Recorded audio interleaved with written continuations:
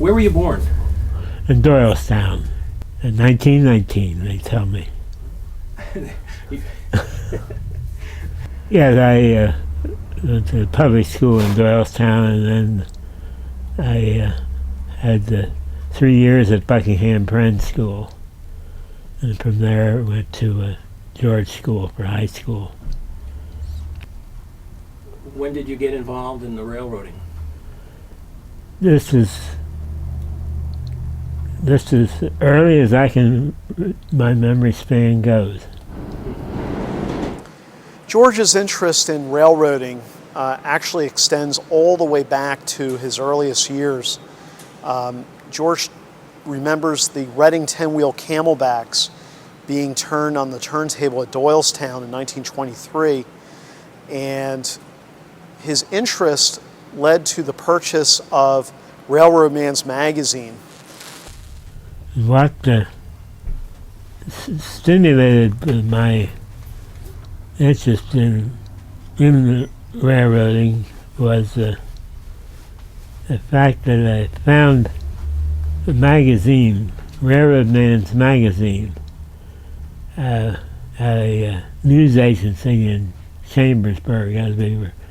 My folks and I stopped there overnight one time, and that stimulated my interest to, at a point when the Reading Railroad at the same time was progressing on planning electrification of certain suburban lines, and on that account is what prompted my first engine picture. The first locomotive photo that he ever took was in the Doylestown yard of a 10-wheel camelback right before electrification in 1931. And we have that negative as well as his original negatives in the archives here at the Railroad Museum. All in all, George took over 3,000 pictures between 1931 and 1968 when he could no longer get the film. But George would go out on railfan excursions almost every weekend with his friends, especially if it was on the Reading Railroad or on the Lehigh Valley Railroad, which tended to be his local favorites. But George also got out and shot some of the more obscure railroads. He did a hike of the Mach Chunk Switchback in the 1930s. He actually rode it in 1928 with his parents. Well, I'm old enough to remember very clearly a ride on the Switchback Railroad. That was in 1928. There aren't very many rider alumni of the Switchback left. 1870 was the time that the Nesquehoning Valley Railroad was completed and the Hollow Tunnel was finished. And it also marked the end of hauling coal on the Switchback. And it was also about the time that the Glen-Onoco was established as a visiting point from around Mauch Chunk. Glen-Onoco, the falls, was named by the Lehigh Valley Railroad. Actually, it was Moore's Run, but that was too tame a advertising gimmick. So it was changed to Glen-Onoco, and that's when Glen-Onoco station was established. The old timetables will show that. It was in 1933 that the Switchbacks stopped its operation at the end of the season, which is October 31st. And it wasn't until 1937, September 1937, that the Switchback was put up for sale for scrap. In fact, on October 31st, 1937, Frank Hoffman and Hugh Gibb and myself hiked the whole 18 miles. The trip I remember, first fan trip or railroad inspection trip that I was on, was merely a a special car put on by the B&O on their out of Jersey City to Halethorpe, Maryland, which was a visit to the site of the Fair of the Iron Horse. That was in 1934 during Thanksgiving vacation. That group visited Halethorpe. I was next to the youngest person among them. Carl Schlachter Jr. was the younger one. He was about 11 or so, and I was 15. And one person who would be responsible for these early trips was Thomas T. Tabor. I saw for the first time what could be done in running my own trains years later. Those people like Tom Tabor, who was a pioneer in certain phases of the railroad hobby that few people did.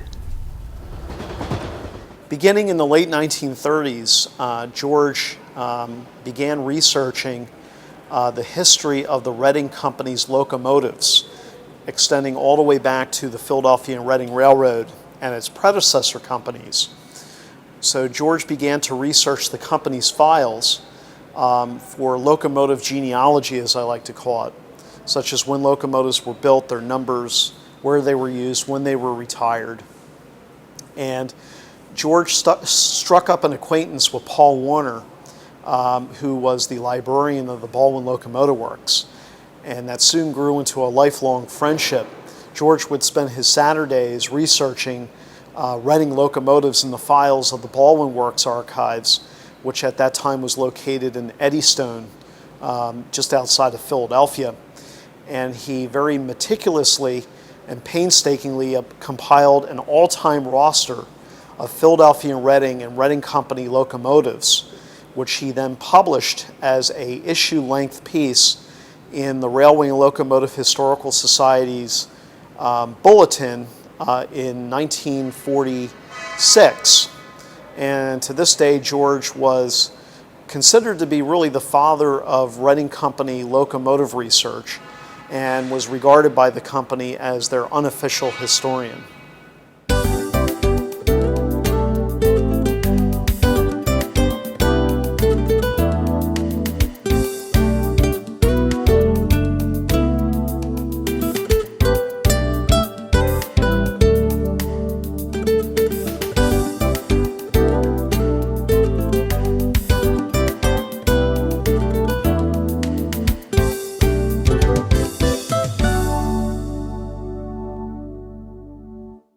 I've always been interested in the railroads as long as I can remember.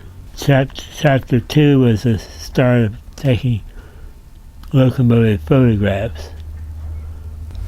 And of course, among us all are the people, the different people that you have met. Some railroaders, sometimes officials, sometimes the track walkers.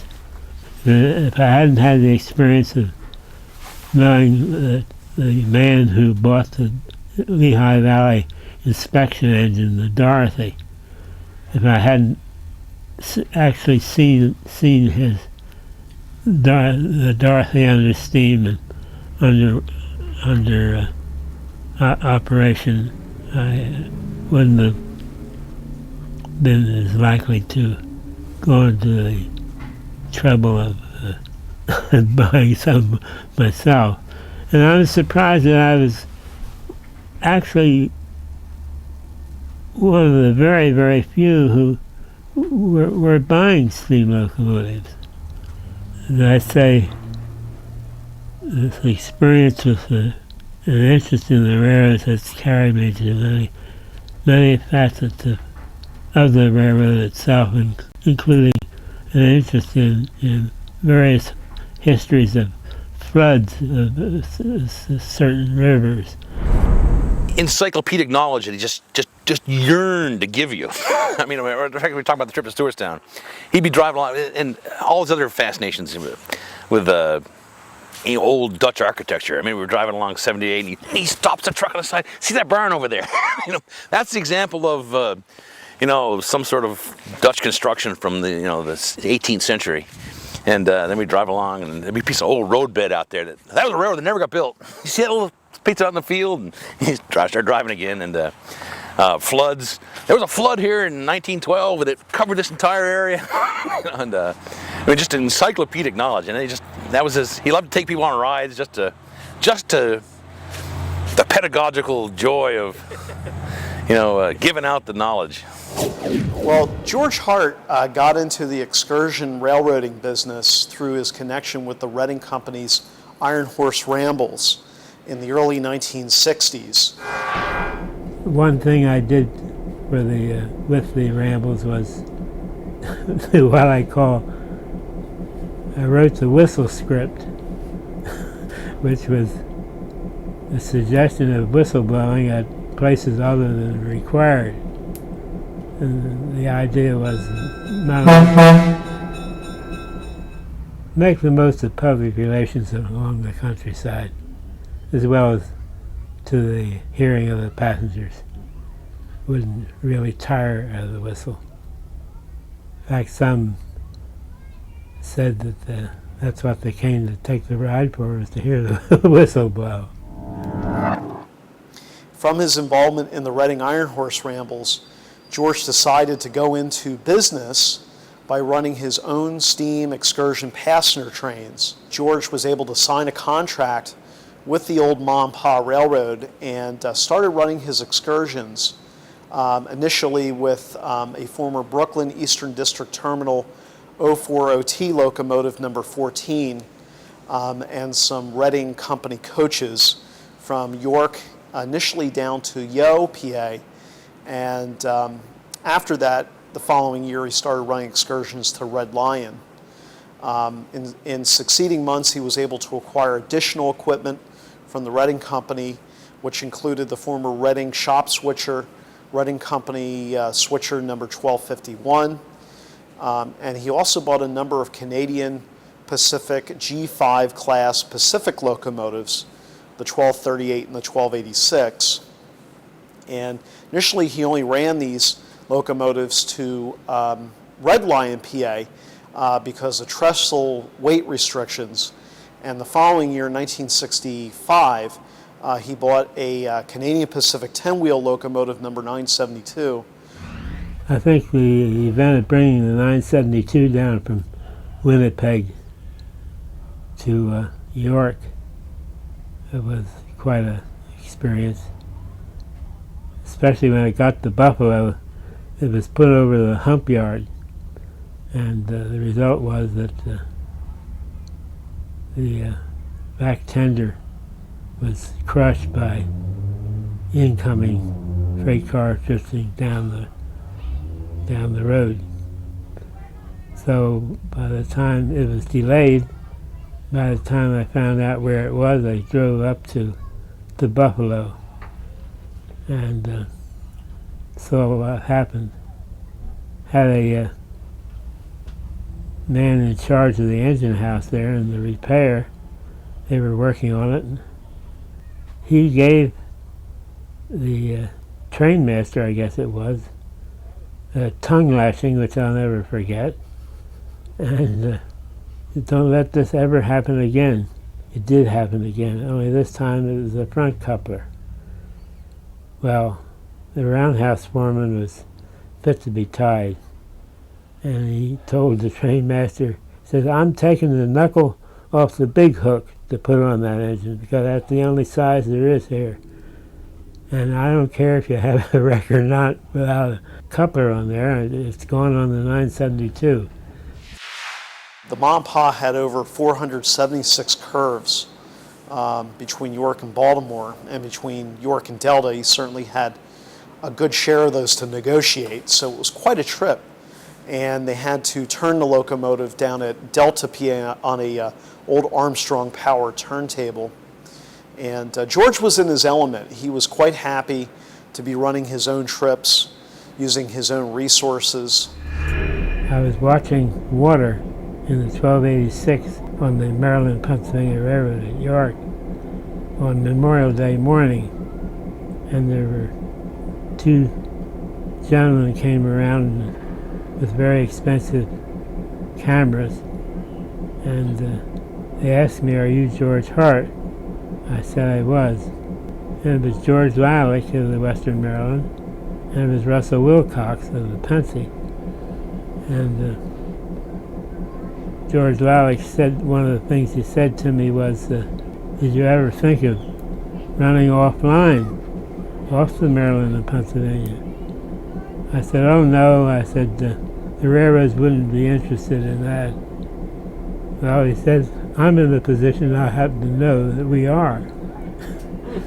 And that was the start of my offline trips on the Western Maryland and other places also.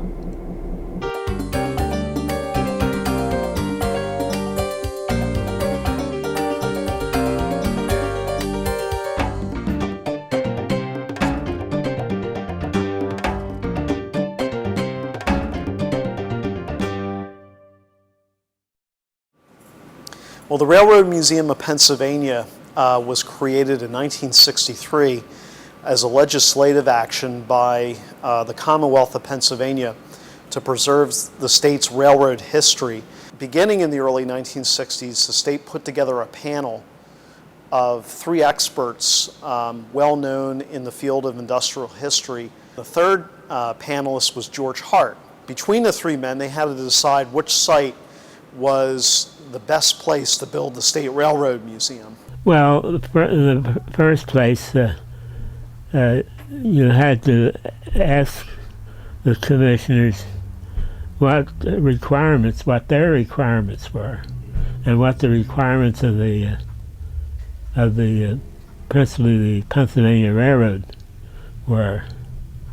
One commission requirement was that they wanted the museum to be located at an operating steam operation, which was already in force, which was East Broad Top and Strasburg. Altoona could not qualify; it had no established steam operation. One of the requirements of the Pennsylvania Railroad was that it should be located along the main line of their railroad between Philadelphia and Pittsburgh, which Williamsport, for instance, had pegged itself for the museum site. Well, that would throw out Williamsport as a qualified location. As far as I was concerned, it was between East Broad Top and Strasburg. After much deliberation in 1965, this site, Strasburg, was chosen. George Hart was appointed as the first director of the Railroad Museum in June of 1969. And did you have any facilities when you first came into office? I had a desk, and the office actually was first in the Historical Museum Commission headquarters at Harrisburg. George was really a logical pick at the time. He had many good ideas to bring to the table on how to design a railroad museum, which incidentally, the Railroad Museum of Pennsylvania was the first building that was actually built and designed as a railroad museum in North America. The first thing that was put in the new museum was the turntable. That was put in 1970. And ground was broken at the site in 1972. 2 years later, the museum building was completed, and on April 22nd, 1975, the Railroad Museum opened to the public officially for the first time. George had a really keen sense of connoisseurship in railroad history. He knew exactly the right locomotives and had the right contacts in which to get them. Some of the early pieces that were acquired by the Railroad Museum included a Western Maryland business car that came from Cumberland, Maryland, and was used by the president of the Western Maryland. George wanted to bid on operating the railroad here, and this was in '83. He was putting together the proposal, and I kept asking him, I said, George, do you have somebody to type this up for you? He said, yeah. He said, I'm going to have somebody do it for me. I left it go, and then it was, I think, the middle of the week, and I got a call, and he said, Andy, he said, do you think you could type this up for me? I said, oh boy, George. I said, yeah, I could type it up, but it's going to take me quite a long time. I'm an okay typist, but I'm not very accurate and very fast. He said, oh, that doesn't matter. That's okay. Just come up and we could get it done. So then I got another call. He said, well, could you come down to Strasbourg? And you bring Dave along. You could have a weekend down here. And then George gives me all the things to type up, and it had to be in Monday. So I just got behind the typewriter and typed. And Saturday night came, I figured, oh boy, we'll get a chance to sleep in a motel tonight and something, and not in a bunk car or anything like that. We had dinner and went back, and he said, well, come on with me. He said, I'll show you where you'll bunk up. I thought, oh boy. So we go down into the hall, and he opens up the Western Maryland business car. And he said, well, here, you can have this stateroom, I guess they are. And you guys could sleep in here in the Western Maryland business car. And I'm kind of assuming that we're the only ones that ever slept in the business car at the museum. George was also very instrumental in getting the Pennsylvania Railroad historical collection of locomotives and cars placed here from Northumberland, Pennsylvania. Of course, the whole collection we really had to fight for, because it had been promised to St. Louis. If St. Louis had a building built by January 1st, 1970, and the collection is more or less theirs. But then the deadline date for their housing was up, and the collection is mostly housed in Northumberland, Pennsylvania. Northumberland was without a third trick, which meant that the place was wide open for 8 hours of the 24.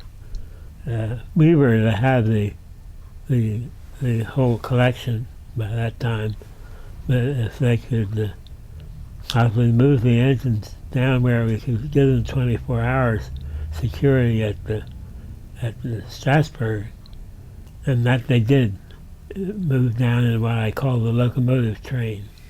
I just forget the entire number of locomotives, but it was quite a sight. Even after the collection had arrived here in 1969, it was on loan for a period of 10 years after that, and there were several occasions where the museum came very close to losing that collection. And had it not been for the foresight of George and the efforts that he put forth to save the collection, the Pennsy collection came very close to having been broken up and lost forever.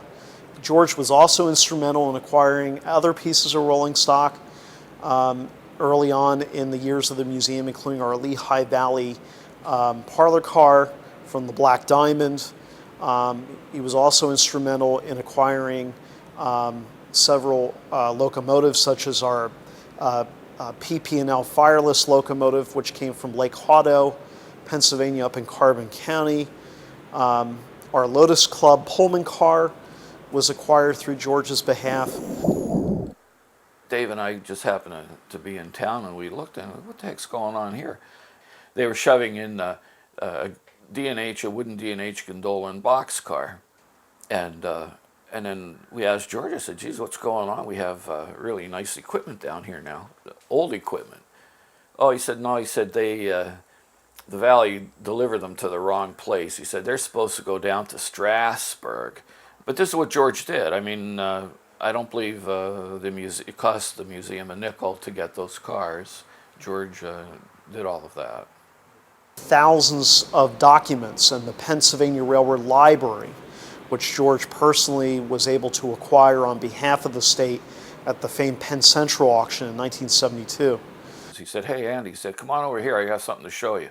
And he opens up the back of the car, and there's Griff Teller's painting, Broadway Meets the Dawn. And he was taking it to the museum. He said he just picked it up, I believe it was after the auction, the Penn Central auction, and he was in the process of transporting it over. We have a lot of interesting tales of George's days spent as director here at the Railroad Museum. One of George's duties was to take the day's admissions receipts to the bank. And one day, George did this, but somewhere between the museum and the bank, he lost a day's worth of admissions. The reason he had lost a day's admissions was they had rolled off the seat of his Nash Rambler and through a hole that was on the floor of his automobile, and they never did find the receipts that day, so he ended up paying for the receipts entirely out of pocket.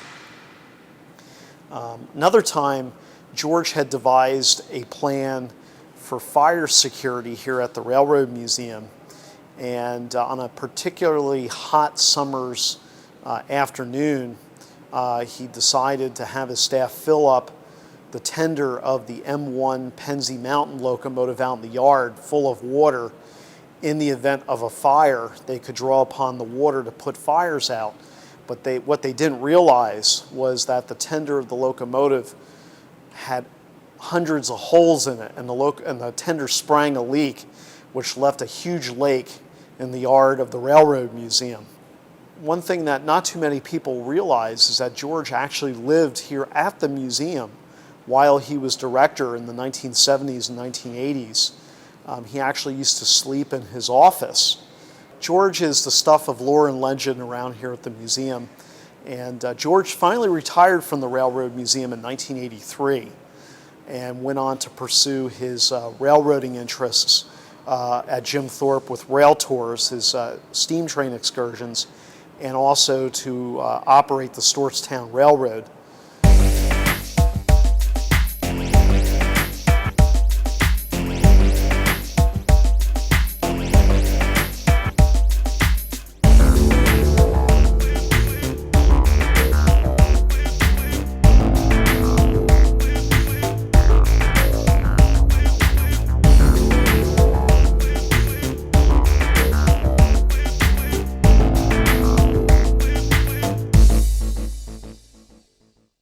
It was prearranged by Francis Doherty, who was superintendent of the Lehigh and Susquehanna division of the Jersey Central,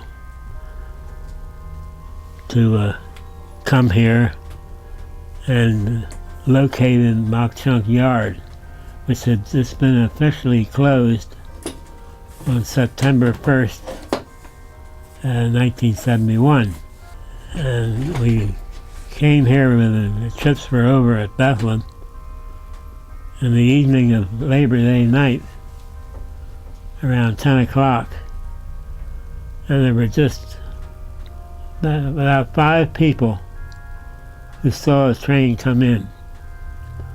The town was practically dead. There was only one person walking the streets, and that was Carlos Moneymaker. In fact, for about a week, the captions in the newspapers, a picture of the steam locomotive at Jim Thorpe yielded no information as to who owned it or why it was there. It was just that much of a quiet mystery for a while. No discussion of rail tours would be complete without mentioning Ben Cantner. Ben was born in St. Clair, PA, and was hired in 1923 by the Reading Railroad to work in its boiler shop. He retired from the Reading as General Boiler Inspector in 1963. George became acquainted with Ben through a mutual friend. In 1964, George traveled to Canada to buy 2 steam engines. George hired Ben to travel with him and to inspect these engines and then advise him on the purchase. They became good friends, and Ben continued to work for George until his death in 1971. In the 1990s, Bill Sherwood was a freelance boilermaker who worked on steam engines for various railroads across America. He worked on the 1098 from 1996 till 1998. The original project was to come down here and just give it an annual. We got down here and found it was such a mess that it couldn't be operated safely, even by any fantasy. And it kept getting more and more, like a big can of worms. The more we got into it, the more work it took. There wasn't a single plug on the engine that didn't have galvanic corrosion that was so bad that at least 2/3 of the threads on every plug were either half gone or not functional. That was the beginning and then we got into the firebox. In fact, somebody must have called the Federal Railway boys, because one day, out of the blue, the day we're doing a hydro test, we got things squared away. The Federal Railway guy showed up here. He got in the firebox. The Federal guy came in with me, and that's when the front left corner split open. Took a hammer and hit it, just tapped it a little bit, dropped the pressure, hit it again. Then I drove my hammer right through the side sheet. So that's how it was. Then we got a UT machine in, the ultrasonic testing machine. And it was about 1/10 of an inch thick over almost the entire mud ring from the 2/3 of the way back. From there up wasn't too bad, but right around there was just, you couldn't do anything like that. So that took an enormous amount of work to get that done, and mechanical issues. Fortunately, the tubes were pretty good. But anyway, it turned into a gigantic can of worms. Then I ended up working for George full time. I did a lot of work. I mean, we were out here in the mud a good portion of the time. It was an adventure, but we got a lot done. Unfortunately, I guess he had some financial troubles towards the end there, and I said January '98. Then there was a lot more stringent rules came into effect for steam locomotives, and we would have had to have a whole new engineering study done on it. The Form 4 would have been done over again. It would have been really expensive. I'm not sure it would have met the standards. It had a Canadian certification, but it had U.S. Form 4. I don't see how, even original construction, they could have come up with 200 psi on that. It was a real light firebox to begin with. So, but anyway, I'm not sure. It probably won't pass a Form 4 as it is now with 200 pounds. So there it sits. Unfortunately, we could have got at least one more season out of it, but it was that close to running. It's like that thing you wanted, we could have had one more season for George under steam, and it never came to pass. And it is a shame. It was really something we had it fired up a few times in the yard. It was fun to see George. He was a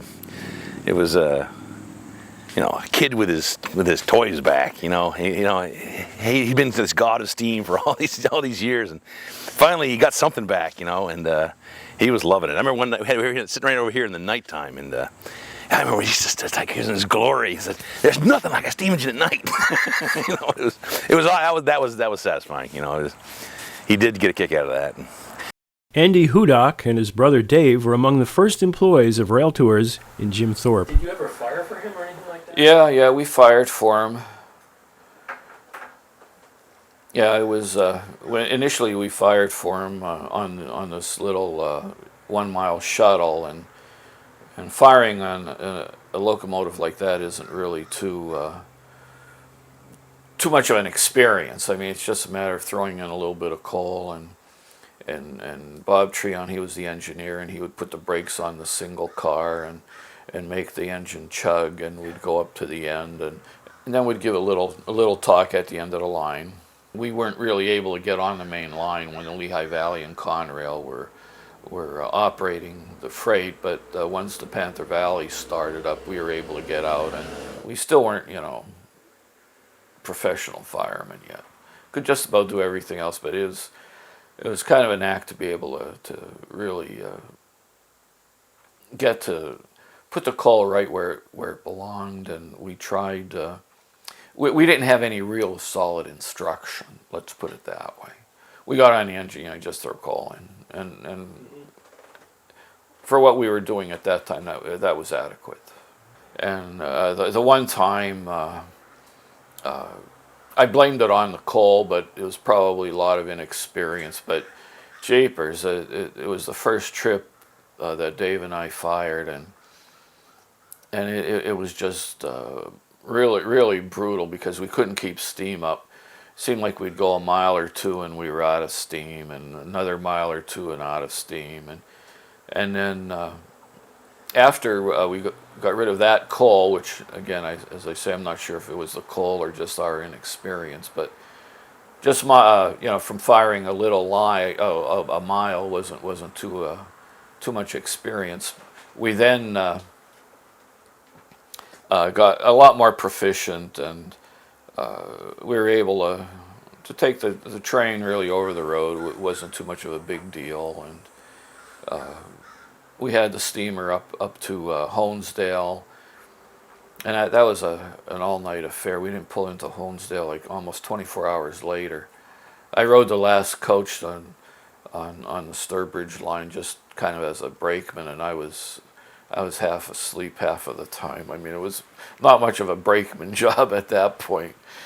Just getting some winks, and we were up there for a week, and jeepers, if we didn't blow a flue up there, and that was a project, and some of the guys from Strasbourg were with us, and they fixed it up, and then we got a hot box when we were coming back on the lead truck of the locomotive, and we were in Binghamton Yard for about 3-4 days, because I didn't get back till Thursday or Friday.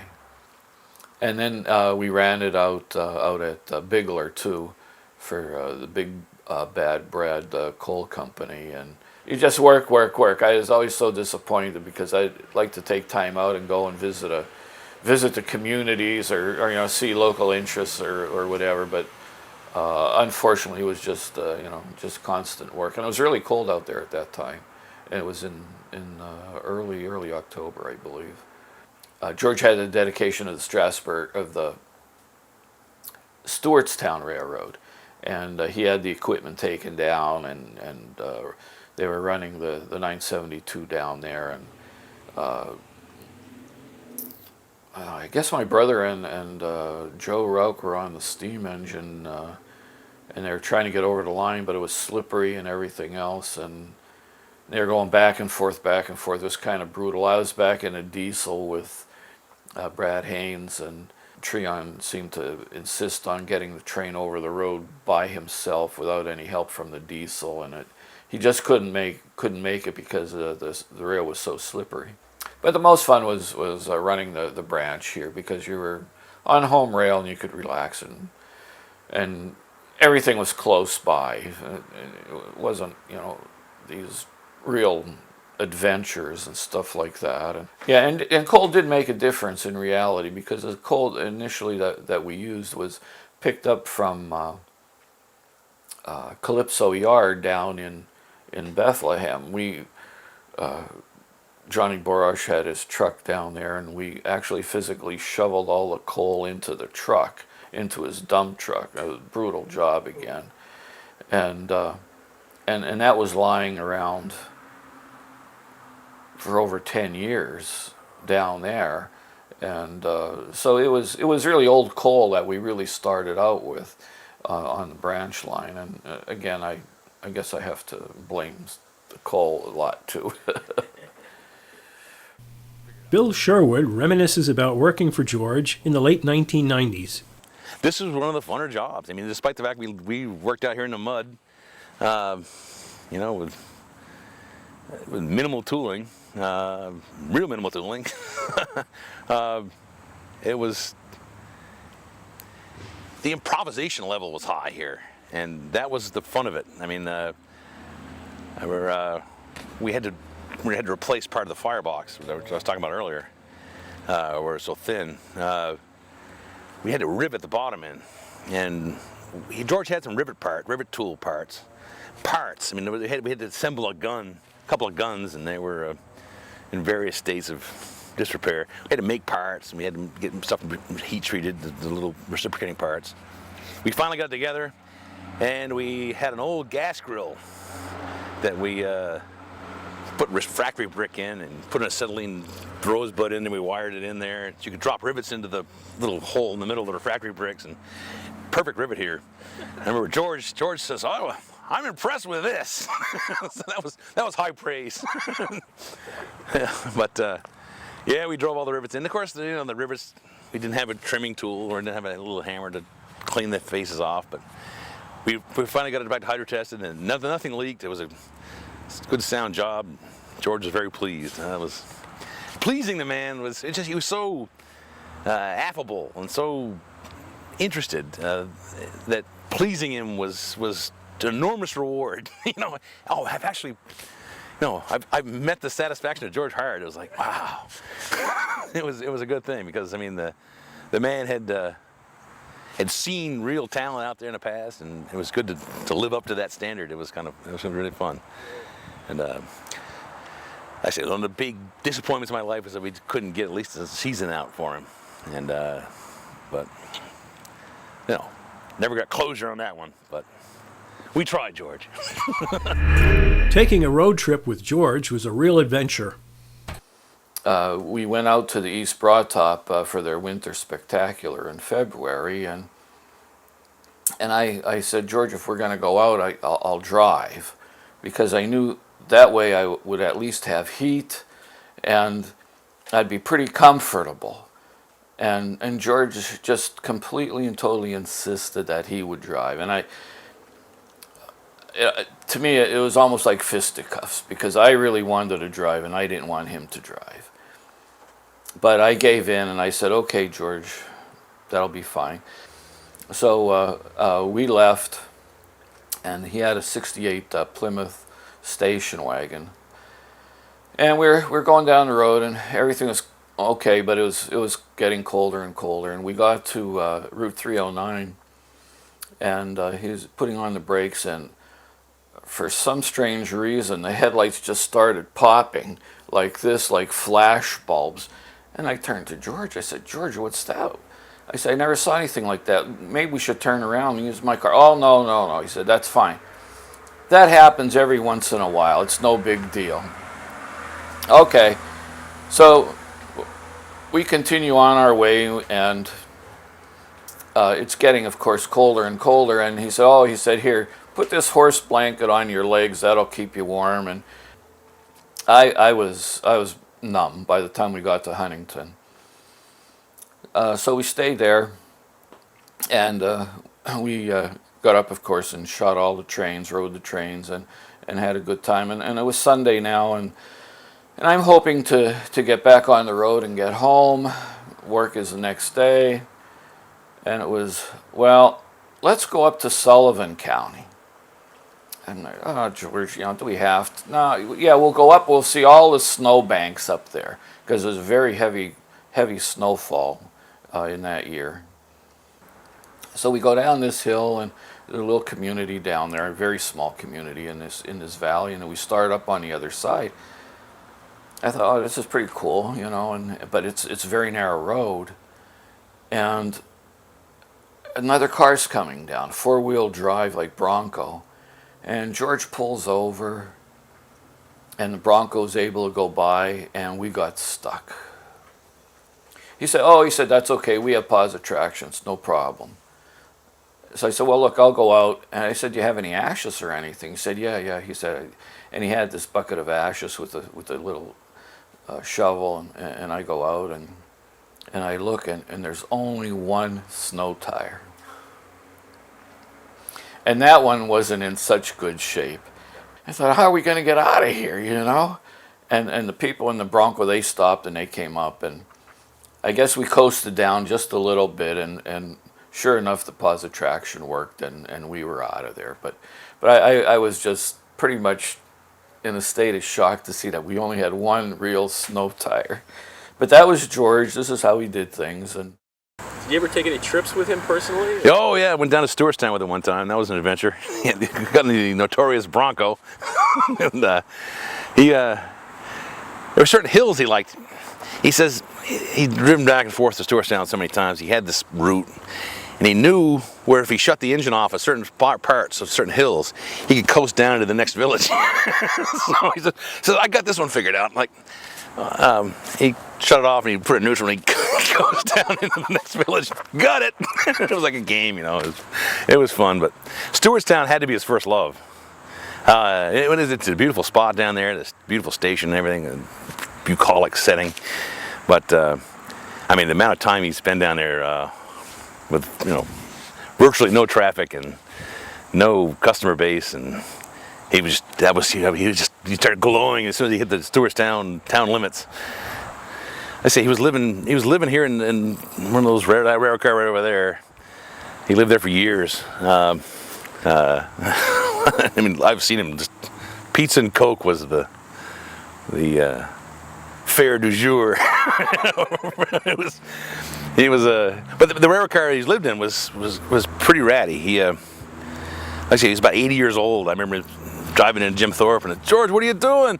He's on a roof with duct tape and plastic bags, trying to patch holes in the roof. And then one of the famous things in Jim Thorpe was how many milk bottles has he got in the windows today?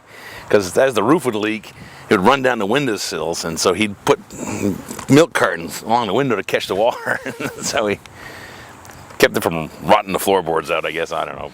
I mean, as a kind of an artist, historian kind of mentality that he was fascinated by, but when it came to the business end of things, not real interested. And he got a lot of help. I mean, like guys like John Eli, for example, are constantly prodding him in the right direction, but sometimes he just more interested in the aesthetics or the historical trivia that would sometimes divert him from what he needed to do. But it's no criticism. It's just the way it was. And, George was quite an interesting person to get to know. I got to know George personally back in the 1990s when I worked at the Stewartstown Railroad, and George was vice president and general manager when I had worked at the Stewartstown, and that gave me a rare opportunity to sit down and ask him stories about the old days. And George was a very introspective person. He often picked his words very deliberately and very clearly. And when George looked at you to speak, he looked at you over his glasses, which could be a little bit intimidating sometimes. But George was also a very kind person, very soft-spoken, and often went out of his way to help you out. As you know, he didn't have to have an argument. I mean, if he could work around something, he worked around it, and he was happy. He was able to do what he did, and rather than put up a big fuss about something, he was that kind of gentleman, and it was no big deal. Kind of his Quaker roots coming. Yeah, exactly. oh yeah, just the nicest guy on the planet. If you need, I mean, there was not an evil molecule in the man's body. I mean, the man was very concerned about people. I mean, there was, I guess maybe it's his Quaker training, and like I say, now that he's gone, you'll never be able to duplicate the archive that he had between his ears. I mean, just phenomenal amounts of memory storage the man had. Historical data that just, I hope he, certainly his legacy is the Railroad Museum and steam trips all across America, and he certainly gave a lot back, but still the detail the man had, it was just irreplaceable.